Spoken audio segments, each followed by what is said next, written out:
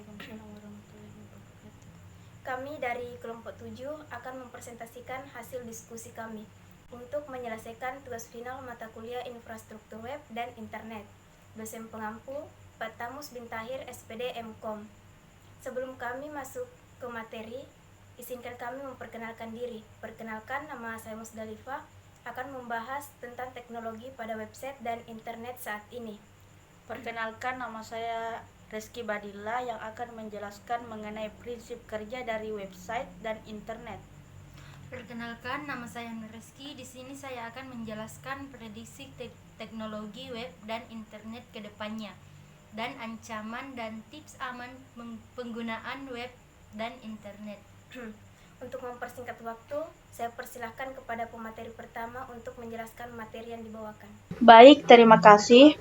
Untuk prinsip kerja dari website dan internet, fiber optik, satelit, dan mobile. Prinsip kerja website. Website adalah sekumpulan baris kode pemrograman yang dapat menghasilkan tampilan visual pada saat diakses melalui browser atau penelusur internet. Baris kode pemrograman ini umumnya adalah dalam bentuk HTML yang dikombinasikan dengan CSS, namun bisa juga dibuat menggunakan bahasa pemrograman lainnya seperti PHP, Ruby on Rails, JavaScript, dan lain sebagainya.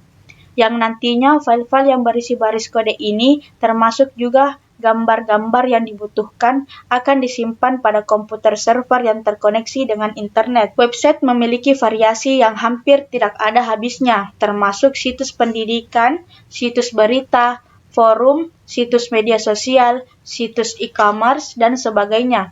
Halaman-halaman dalam sebuah website biasanya merupakan campuran teks dan media lainnya. Meskipun demikian, tidak ada aturan yang mengatur bentuk website.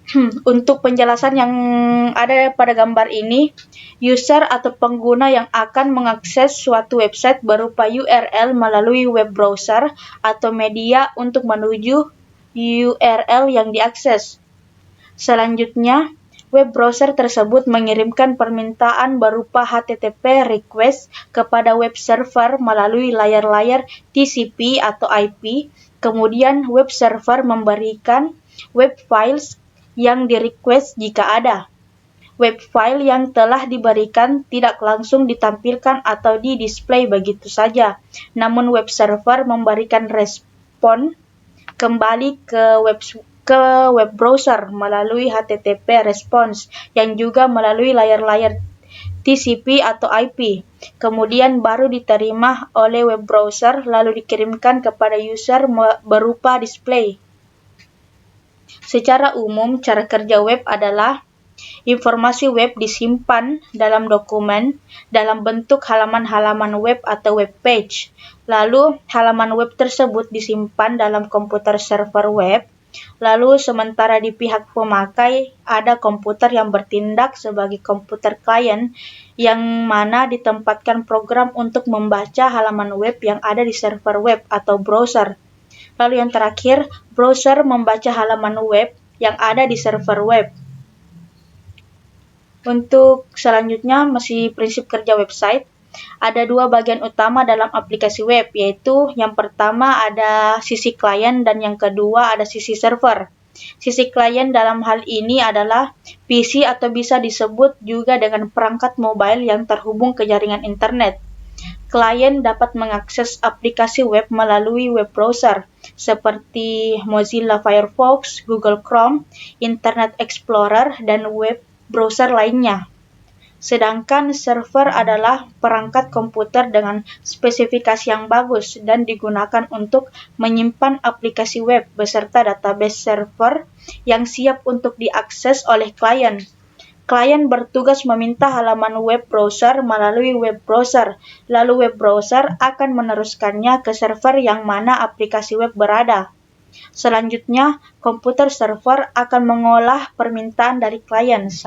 Saat halaman web yang diminta ditemukan, maka komputer server akan mengirimkannya ke komputer klien, dan halaman web yang diminta akan ditampilkan di web browser pada komputer klien.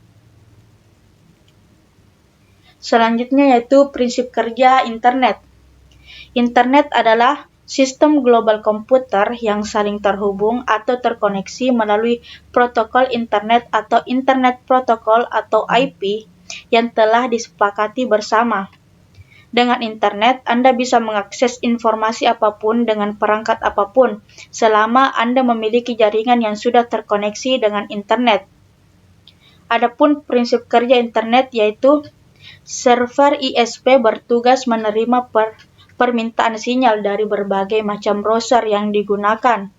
Dengan begitu, pengguna bisa membuka halaman, mengakses email dan berbagai kebutuhan lainnya.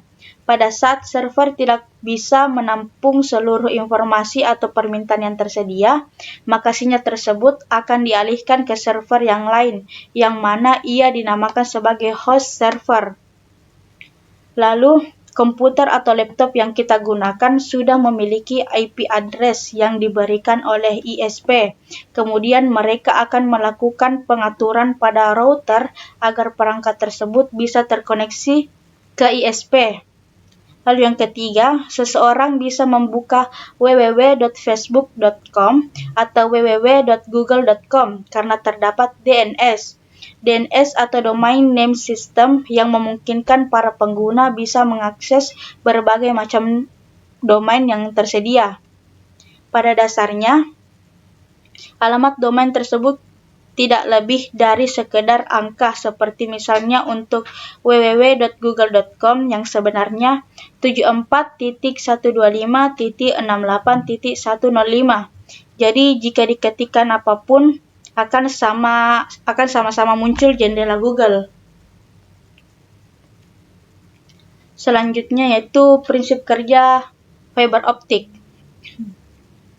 Fiber optik adalah saluran transmisi atau sejenis kabel yang terbuat dari kaca atau plastik yang sangat halus dan lebih kecil dari sehelai rambut, dan dapat digunakan untuk mentransmisikan sinyal cahaya dari suatu tempat ke tempat lain. Prinsip kerja fiber optik tergantung pada prinsip jumlah refleksi internal, refleksi cahaya atau dibiaskan berdasarkan sudut yang menyerang permukaan. Prinsip ini berpusat pada cara kerja serat optik yang membatasi sudut di mana gelombang cahaya yang dikirim memungkinkan untuk mengontrol secara efisien sampai ke tujuan. Gelombang cahaya ini ditutupi dengan inti dari fiber optik. Dalam hal yang sama, bahwa frekuensi sinyal radio ditutupi dengan koaksial kabel. Gelombang cahaya diarahkan ke ujung serat dengan direfleksikan di dalam inti. Kabel fiber optik biasanya diaplikasikan pada infrastruktur jaringan telekomunikasi, misalnya pada jaringan telepon dan jaringan komputer.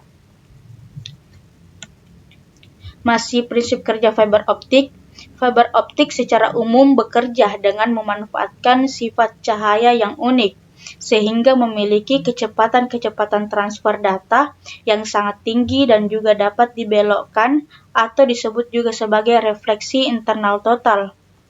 Prinsip kerja fiber optik pertama, sinyal awal atau source yang berbentuk sinyal listrik ini pada transmitter diubah oleh transducer elektrooptik atau dioda atau laser dioda menjadi gelombang cahaya. Yang kedua, gelombang cahaya selanjutnya ditransmisikan melalui kabel serat optik menuju penerima atau receiver yang terletak pada ujung serat optik lainnya. Yang ketiga, pada penerima atau receiver sinyal optik ini diubah oleh transducer optoelektronik atau fotodioda menjadi sinyal elektris kembali. Selanjutnya, prinsip kerja satelit. Internet satelit adalah salah satu proses mengakses internet dengan bantuan satelit komunikasi, dan biasanya satelit yang digunakan adalah satelit geostasioner. Prinsip kerja internet satelit adalah: pertama, ada uplink di mana data dikirimkan ke satelit dari stasiun bumi di bumi. Kedua, satelit memproses data menggunakan sejumlah transponder onboard atau penerima radio, amplifier, dan pemancar. Ini meningkatkan sinyal yang masuk dan mengubah frekuensinya sehingga sinyal yang masuk tidak bingung dengan yang keluar. Transponder yang berbeda di satelit yang sama digunakan untuk menangani stasiun TV yang berbeda yang dibawa pada frekuensi yang berbeda. Yang ketiga ada downlink, di mana data dikirim kembali ke stasiun bumi lain di tempat lain di bumi. Prinsip kerja satelit hampir sama dengan kendaraan pada umumnya, karena satelit juga memiliki dua bagian utama, yakni kendaraan umum itu sendiri dan hal khusus yang dibawanya atau muatan untuk melakukan tugasnya yang unik. Masih prinsip kerja satelit, antena satelit dengan diameter 0,9 hingga 3,8 meter yang berada di bumi akan mengirimkan dan menerima data dari satelit. Satelit geostasioner di atas bumi. Satelit yang mengorbit bertugas untuk mengirimkan dan menerima informasi mereka ke lokasi di bumi yang disebut sebagai pusat operasi jaringan.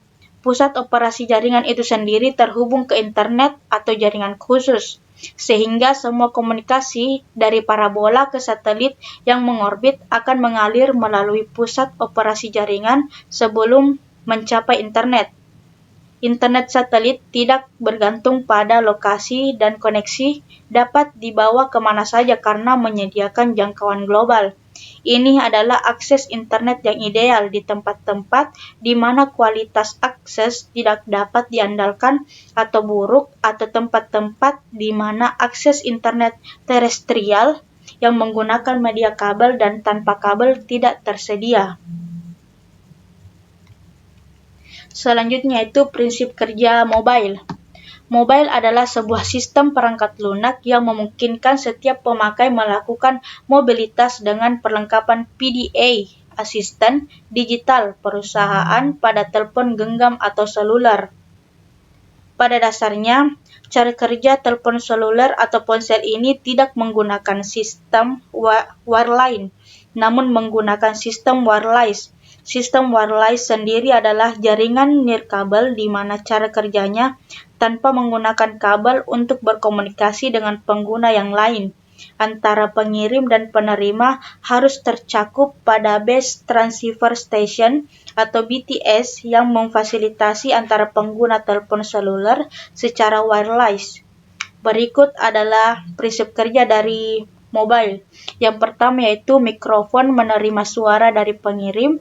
Yang kedua, gelombang suara yang ditangkap mikrofon diubah menjadi sinyal listrik yang kemudian dipancarkan ke BTS terdekat oleh ponsel.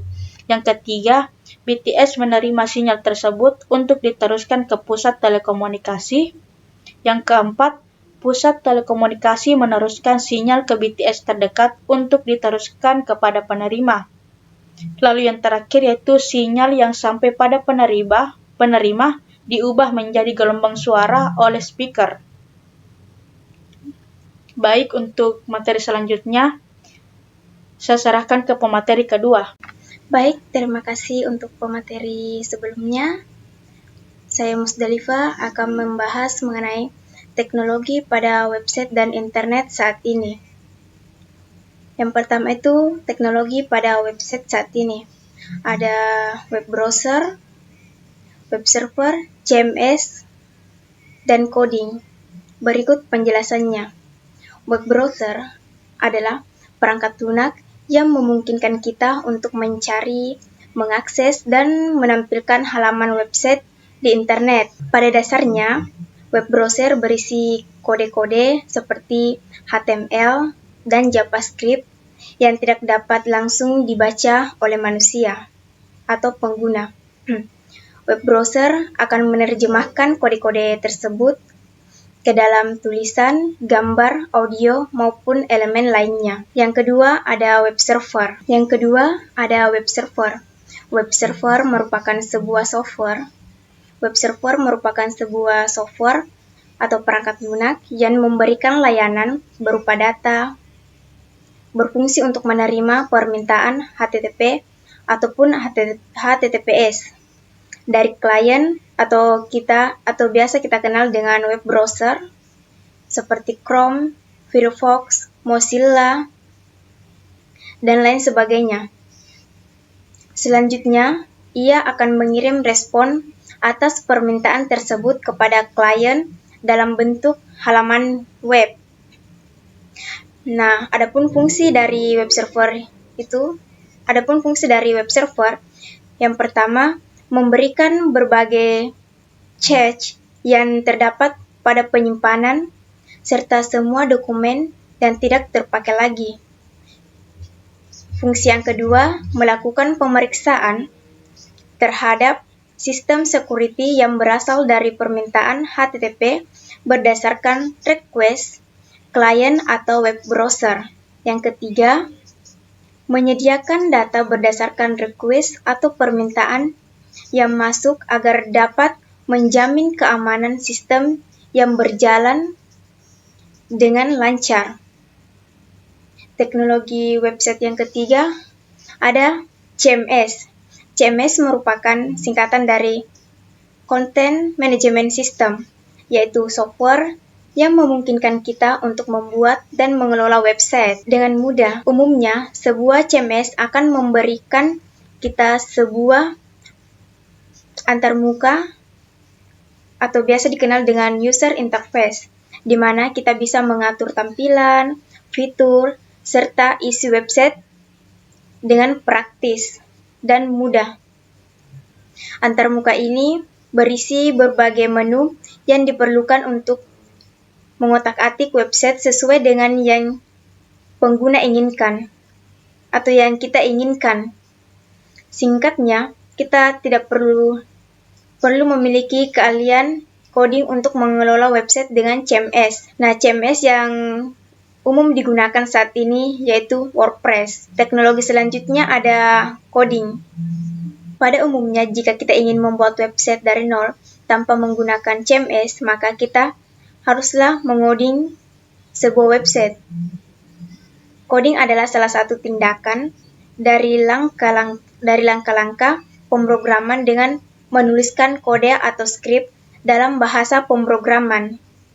Supaya skrip tersebut dapat dipahami oleh komputer, maka saat proses coding kita harus mengikuti aturan sintaks yang berlaku. Aturan sintaks sangat tergantung dari bahasa pemrograman apa yang kita gunakan saat menulis suatu skrip pada saat pembuatan website. Nah, saat membuat sebuah website, kita perlu mengetahui bagian-bagian dari website itu, yaitu terdapat 3 bagian, ada front end, back end, dan database. Nah, ini penjelasan mengenai front end, back end, dan database.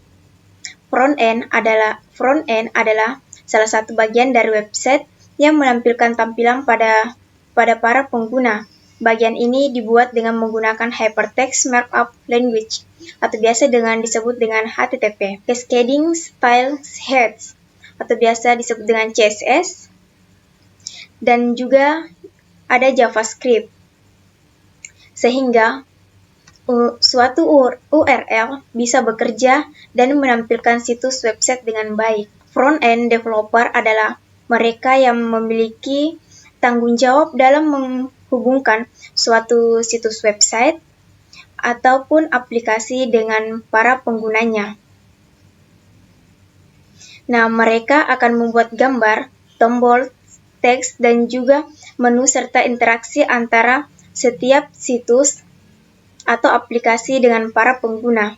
Oleh karena itu, mereka juga biasa dikenal dengan client side.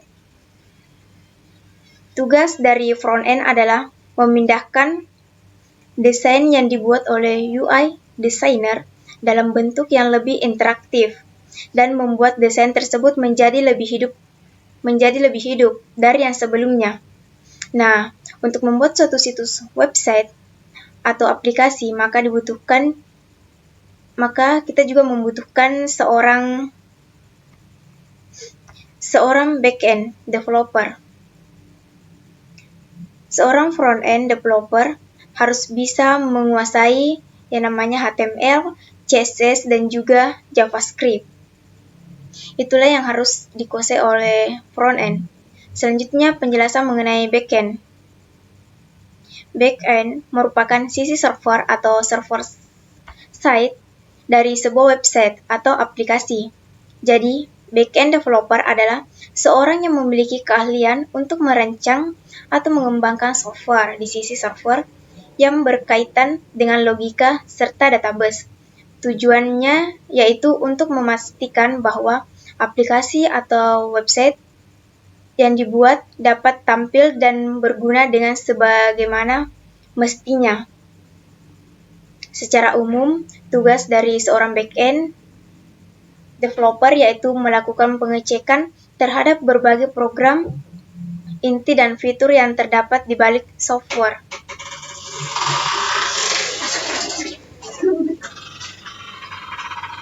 Back-end developer juga harus mengelola basis data serta mengatur integrasi API.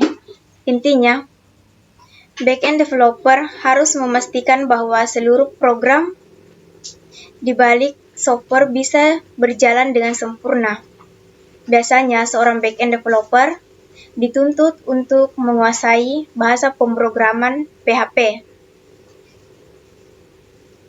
Selanjutnya, bagian ketiga ada database. Database atau basis data merupakan kumpulan data yang dikelola sedemikian rupa berdasarkan ketentuan tertentu yang saling berhubungan sehingga mudah dalam pengelolaannya.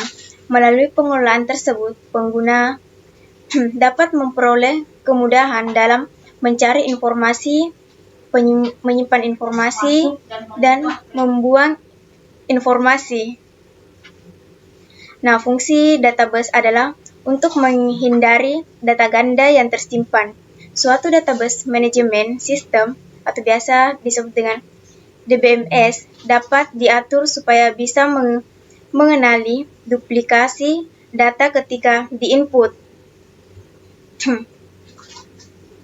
Selain itu, untuk menghindari data ganda, database memiliki fungsi lain, yaitu mengelompokkan data dan informasi, memudahkan dalam identifikasi data, memudahkan proses akses, menyimpan, pembaruan, dan menghapus data. Menjadi alternatif terkait masalah penyimpanan ruang dalam suatu aplikasi. Menjaga kualitas data yang diakses sesuai inputan, menunjang kinerja aplikasi yang memerlukan penyimpanan data. Database terbagi menjadi 5 jenis, yaitu operational database, yang kedua database warehouse, yang ketiga distributed database, yang keempat relational database, yang kelima ada end user database.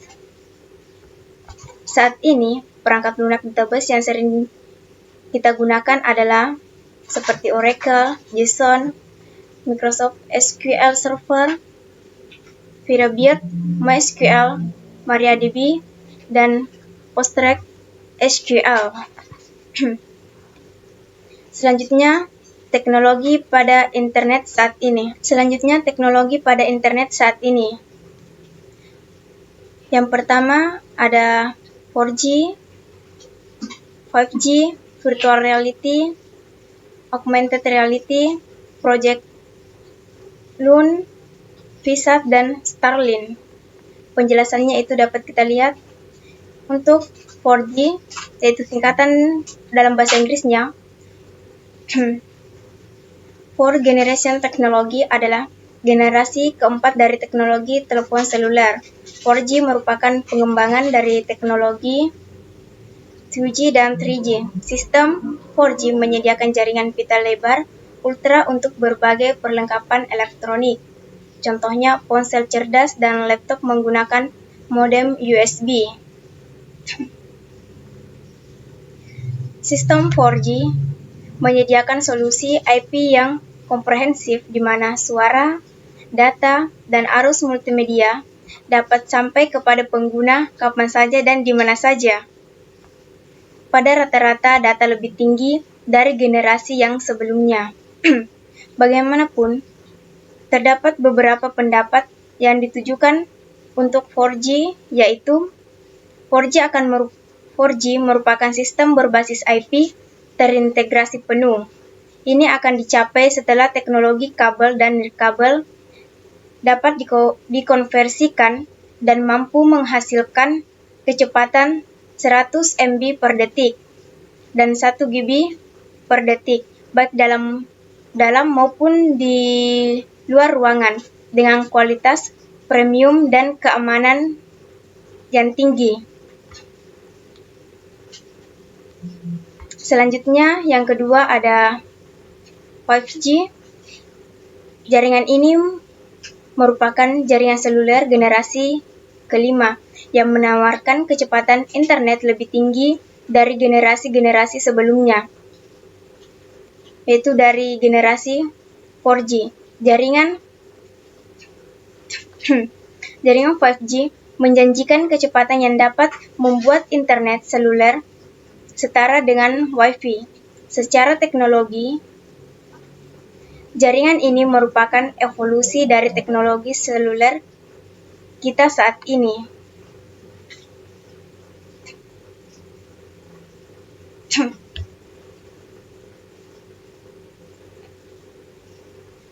Jaringan 5G dibangun di atas jaringan nirkabel 4G. 5G juga menghadirkan teknologi baru dan frekuensi radio yang lebih luas. Menara dan pemancar 5G menggunakan lebih banyak antena dan pita radio frekuensi yang lebih tinggi, sehingga menghasilkan kecepatan dan waktu respon yang lebih cepat. Nah, di lokasi yang lebih padat penduduknya, 5G 10 kali lebih cepat daripada 4G.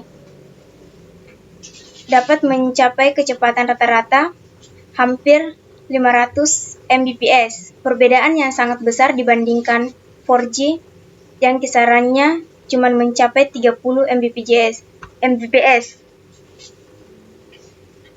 Pada kondisi biasa, 4G memiliki kecepatan maksimum mencapai 100 Mbps. Sementara untuk 5G mencapai 10 Gbps. Yang ketiga, teknologi pada internet yang ketiga ada virtual reality. Virtual reality ini terdiri dari dua kata, yaitu virtual dan reality, yang berarti maya dan realitas. Virtual reality adalah teknologi yang dapat berinteraksi dengan suatu lingkungan yang disimulasikan oleh komputer. Dalam tekniknya, virtual reality digunakan untuk menggambarkan lingkungan 3 dimensi yang dihasilkan oleh komputer dan dapat berinteraksi dengan seseorang. Teknologi virtual reality ini biasanya digunakan pada bidang medis, arsitektur, penerbangan, hiburan, dan lain-lainnya. Contoh virtual reality salah satunya itu seperti game FPS atau first person shooter yang akan membuat pengguna merasa berada di dalam game tersebut. Selain itu, virtual reality digunakan pada foto dan video 360 derajat yang membuat pengguna merasa berada di tempat tersebut. Yang keempat, augmented reality. Augmented reality adalah integrasi informasi digital dengan lingkungan pengguna secara real time. Berbeda dengan virtual reality yang menciptakan lingkungan 3D yang benar-benar buatan. Teknologi augmented reality menggunakan lingkungan yang ada di dunia nyata, kemudian menambahkan informasi baru di atasnya.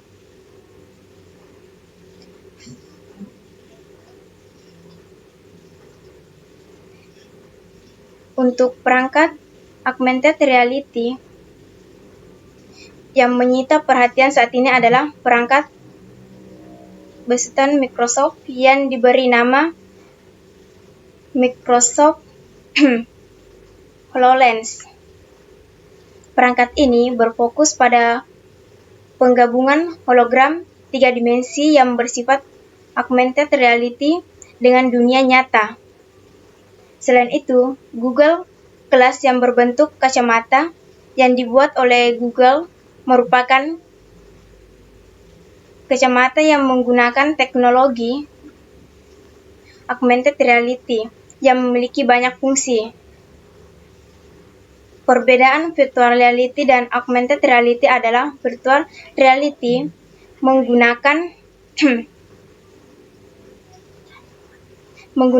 kenyataan dengan dunia semua secara keseluruhan, sedangkan augmented reality menambahkan dan melengkapi kenyataan dengan benda-benda semu.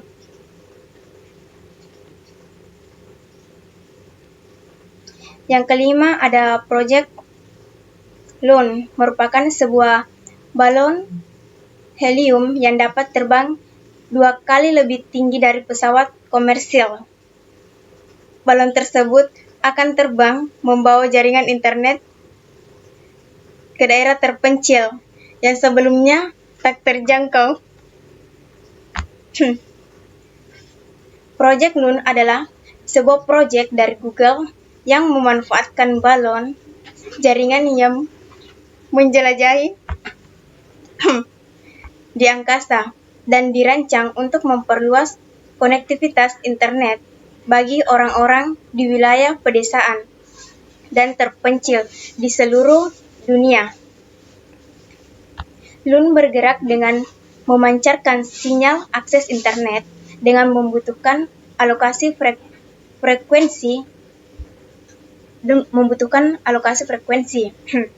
Loon menggunakan balon terbang tinggi untuk mengirimkan internet ke pedalaman melalui stratosfer,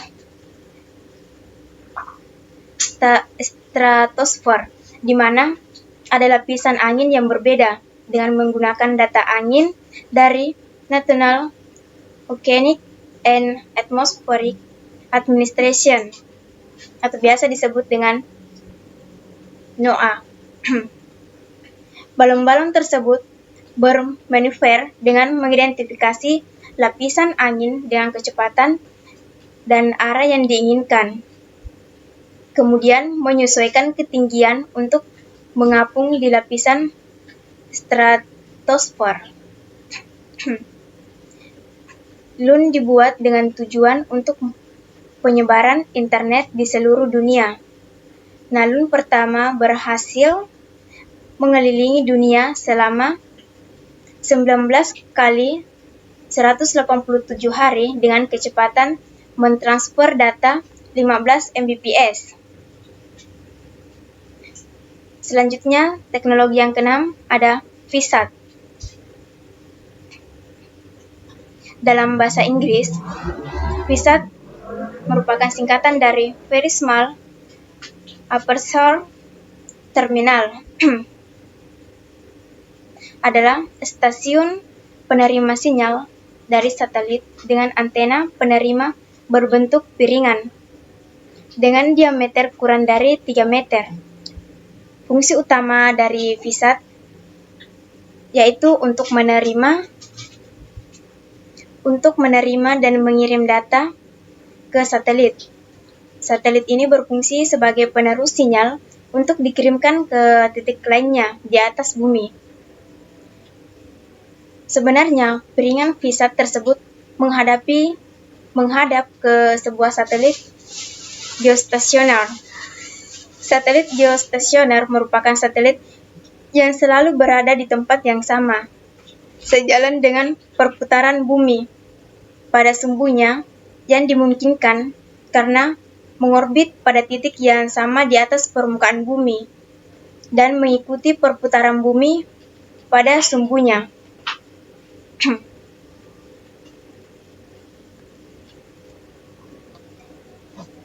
Yang ketujuh ada Starlink. Starlink adalah sebuah proyek pengembangan konstelasi satelit yang sedang dijalankan oleh perusahaan Amerika Serikat bernama SpaceX. Proyek ini bertujuan untuk menghadirkan sebuah sistem komunikasi internet berbasis satelit yang memiliki performa tinggi serta dengan harga yang mungkin terjangkau. Jaringan konstelasi Starlink direncanakan berbeda dalam 3 ketinggian orbit berbeda. Pada fase pertama,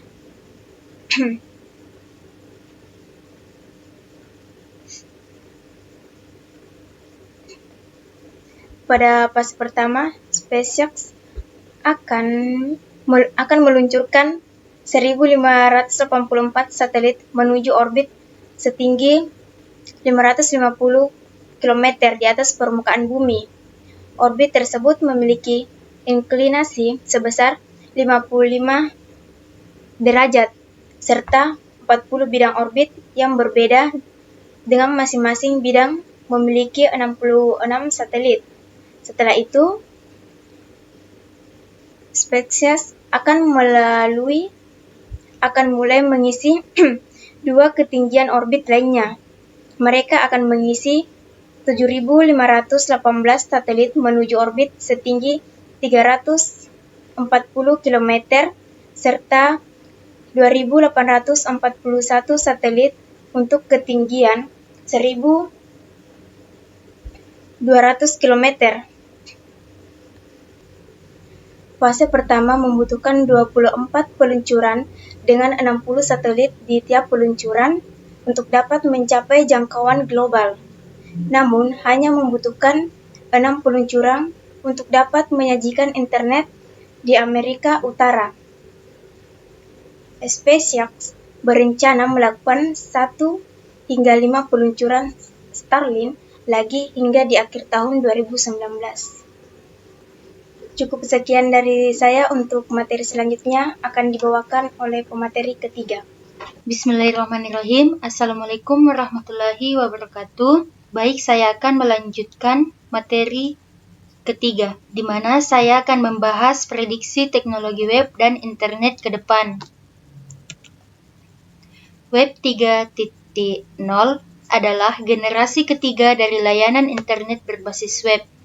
Konsep web 3.0 pertama kali diperkenalkan pada tahun 2001 ketika pendiri World Wide Web, Tim Berners-Lee, menulis makalah akademis yang menjelaskan Web 3.0 sebagai sarana bagi mesin untuk membaca halaman web. Ini berarti mesin akan mampu membaca web seperti manusia saat ini. Web 3.0 mengacu pada konsep web semantik, di mana konten web dapat dinikmati tidak hanya dalam bahasa asli pengguna, tetapi juga dalam bentuk yang dapat diakses oleh agen perangkat lunak. Web 3.0 adalah konsep di mana manusia dapat berkomunikasi dengan mesin pencari. Kita bisa meminta web untuk mencari suatu data spesifik tanpa bersusah-susah mencari satu persatu dalam situs web. Adapun ciri-ciri Web 3.0 yaitu yang pertama, integrasi web ke dalam produk rumah tangga seperti TV, kulkas, atau jendela pintar atau home entertainment. Contoh produk ini adalah Smart Windows dari Samsung atau Google Nexus Key. Yang kedua, semantik web. Contoh dari pengguna dari semantik web adalah Knowledge Graph di Google Search. Yang ketiga, natural language processing, perintah menggunakan suara. Contohnya adalah Siri, Voice Action Android, atau Voice Search di Google. Yang keempat, location based service dan personifikasi informasi. Web tidak lagi memberikan informasi namun solusi. Contoh layanan ini adalah layar dan Google Now. Yang kelima, komputer dan web yang biasa dipakai. Contoh dari produk ini adalah Google Glass. 4. Ancaman dan tips aman pengguna web dan internet. Ada 6 ancaman terhadap website. Ancaman terhadap website yang pertama, ransomware. Salah satu serangan cyber yang paling sering ditemui, ransomware mengenkripsi data sehingga mengunci pemilik bisnis dari situs web dan sistem bisnis mereka sendiri. Hacker lalu meminta uang tebusan untuk membuka kunci data tersebut. Dengan kata lain, hacker mengambil alih website bisnis dan mengunci data-data di dalamnya, sehingga kita tidak bisa menggunakan dan mengaksesnya. Yang kedua, phishing. Phishing merupakan ancaman cyber di mana hacker mencoba memperoleh data-data sensitif seperti password, login, kredensial, detail kartu kredit, dan sebagainya. Untuk memperoleh akses masuk ke sistem kita, laptop, ponsel, atau berbagai akun online seperti profil Facebook. Hacker akan mengirimkan email, link, gambar, video, atau PDF. Jika kita mengkliknya, mereka pun akan memperoleh akses ke sistem kita. Banyak akun media sosial yang juga sudah menjadi korban serangan phishing. Yang ketiga, session hijacking adalah serangan yang sering digunakan para peretas untuk mengambil data berupa session ID Anda.